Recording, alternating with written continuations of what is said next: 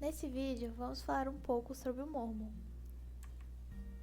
O mormo é uma das doenças mais antigas em equídeos, já descrita e mencionada por Aristóteles e Hipócrates nos séculos II e IV a.C. Desde então, presente em diversos países do mundo, suspeita-se de seu uso nas grandes guerras mundiais como agente de bioterrorismo devido à sua alta letalidade para o ser humano. Mas como essa doença pode ser definida? Ela se caracteriza como uma enfermidade infecto-contagiosa de caráter agudo ou crônico que acomete principalmente equídeos, podendo também acometer o homem, os carnívoros e eventualmente pequenos ruminantes. Em equídeos, ela pode apresentar-se nas formas aguda ou crônica, onde a forma aguda é mais comum em asininos e muares e a forma crônica mais comum em equinos. Tem como seu agente etiológico a Burkholderia malei, que é uma bactéria gram-negativa que se apresenta como bacilo, aeróbia, imóvel e não formadora de esporos, atuando como agente intracelular obrigatório. Tá, mas como esses animais adquiriam mormo? Bom, pode ser a partir da principal porta de entrada, que é a via digestiva, através da ingestão de água, forragens, pastos ou fumos contaminados. Porém, ainda pode ocorrer por inalação de aerossóis, pelo contato com as secreções das lesões cutâneas ou por utensílios utilizados na monta dos animais, embora a ocorrência por esses meios seja menos comum. Além disso, a mosca doméstica também pode atuar como vetor mecânico, já que se alimentam de feridas abertas, podendo assim disseminar a bactéria. Já nós, seres humanos, não somos infectados de maneira muito diferente. Nós somos um hospedeiro acidental e a transmissão da zoonose pode ocorrer por inalação da bactéria, por contaminação das vias nasais, orais e conjuntivais ou por contato direto através de laceração da pele, sendo esta a última forma de ocorrência mais comum. Alguns sinais clínicos podem ser observados nos equídeos, e entre alguns deles podemos citar principalmente febre, corrimento nasal e tosse. Como essa doença pode se apresentar tanto sobre a forma aguda como crônica, podemos observar na fase aguda a disseminação da bactéria por todo o organismo, causando infecção generalizada e levando o animal a óbito em poucos dias.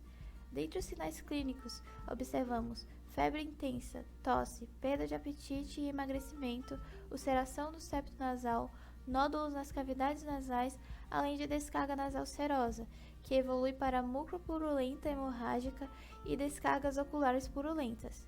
Diferente da fase aguda, a fase crônica da doença é classificada de acordo com a manifestação clínica do animal, podendo ser de origem nasal, pulmonar e cutânea. Na forma nasal, podemos observar lesões nodulares na mucosa nasal que evoluem para úlceras e, após o processo de cicatrização, dão origem a lesões em formatos de estrelas consideradas patognomônicas para a doença. Já na forma pulmonar, observamos pneumonia crônica com tosse, sangramento nasal e dispneia, entre outros sinais específicos como febre, apatia e perda de peso. Enquanto que na forma cutânea, a formação de nódulos endurecidos ao longo do trajeto dos vasos linfáticos em algumas regiões específicas, como a abdominal, costado e face medial dos membros posteriores. À medida que a doença evolui, os nódulos fistulam, drenando secreções purulentas, evoluindo para úlceras. Essas lesões cutâneas são denominadas de colar de pérolas ou rosários devido ao arranjo em que são formadas.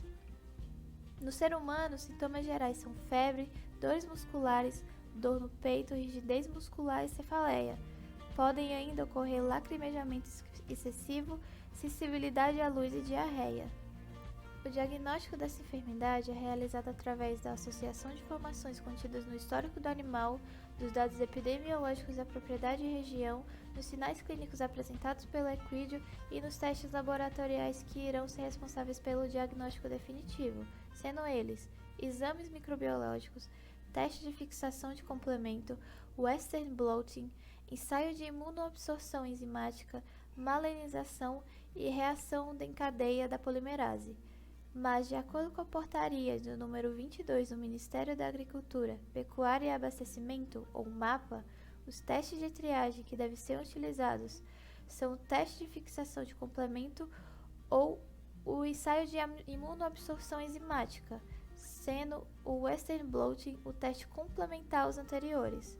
Apesar disso, pode haver utilização de outros métodos como testes complementares em situações específicas mediante a autorização do mapa. Como o mormo é uma doença que não se aplica um tratamento, as medidas de controle e profilaxia são de extrema importância para evitar sua ocorrência, uma vez que o animal, quando infectado, é submetido à eutanásia. O mapa declara como medida de controle e profilaxia que toda propriedade rural com testes positivos para a doença seja interditada e que todos os animais positivos sejam eutanasiados por profissionais da defesa sanitária. Para o controle efetivo da doença, também é necessário que as carcaças dos animais com mormo sejam cremadas junto aos alimentos e camas das baias dos mesmos. Além disso, deve-se realizar a limpeza das áreas de focos, principalmente equipamentos utilizados na monta e a manipulação do animal, com o auxílio de desinfetantes comuns. Como não existe vacina para a doença de mormo, uma excelente profilaxia é a realização de controle de trânsito interestadual e a comprovação dos testes negativos de animais provenientes de regiões que há relatos da doença, sempre levando em consideração prazo de validade dos exames apresentados e a ausência de sinais de mormo, assim como a exigência de diagnóstico laboratorial negativo para mormo antes da aquisição de novos animais para a propriedade. Diante de tudo que foi falado para vocês, podemos concluir que o mormo é uma enfermidade de grande relevância para os equídeos, pois possui alta morbidade e letalidade, apresentando prejuízos econômicos, pois os animais infectados são eutanasiados. E ela é uma doença que causa impacto na saúde pública, pois é uma zoonose perigosa de notificação obrigatória, conforme o Ministério da Agricultura, Pecuária e Abastecimento. Bem, essa foi a nossa apresentação. Espero que todas as informações tenham ficado claras e muito obrigada pela atenção.